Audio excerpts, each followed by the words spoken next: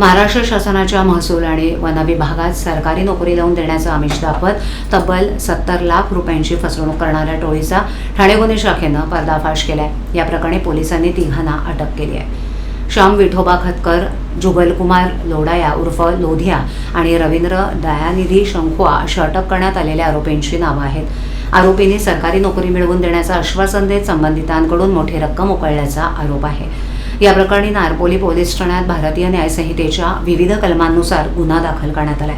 तपासादरम्यान आरोपींकडून बनावट सरकारी नियुक्तीपत्र, मंत्रालयातील अधिकाऱ्यांच्या बनावट स्वाक्षऱ्या, सरकारी शिक्के आणि लेटरहेड जप्त करण्यात आलेत। या रॅकेटमध्ये आणखीन काही व्यक्तींचा सहभाग असल्याची शक्यता पोलिसांनी व्यक्त केली आहे। त्या दिशेनं तपास सुरू आहे।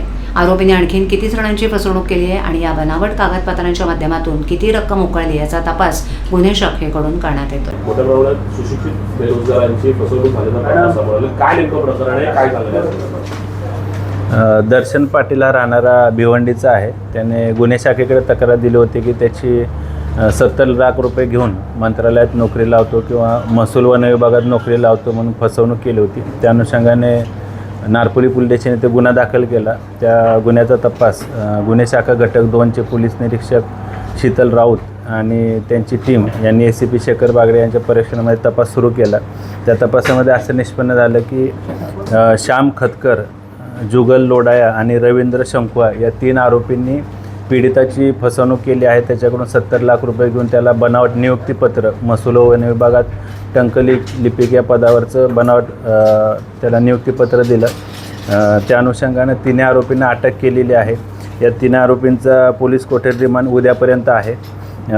त्याचबरोबर आरोपी श्याम खतकर याच्याविरुद्ध 9 गुन्हे यापूर्वी दाखल आहेत।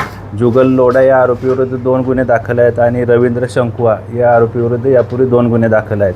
2023ला जुगल लोडा याच्याविरुद्ध वर्तकनगरला एका पीडितेने याच पद्धतीनं त्याची फसवणूक केल्याप्रकरणी त्यानं आत्महत्या केली होती पीडितानं। त्या अनुषंगानं आत्महत्येस प्रवृत्त केल्याप्रकरणी गुन्हा दाखल आहे। त्याच्यामध्ये लोडा या आरोपीला अटक करण्यात आलेली होती।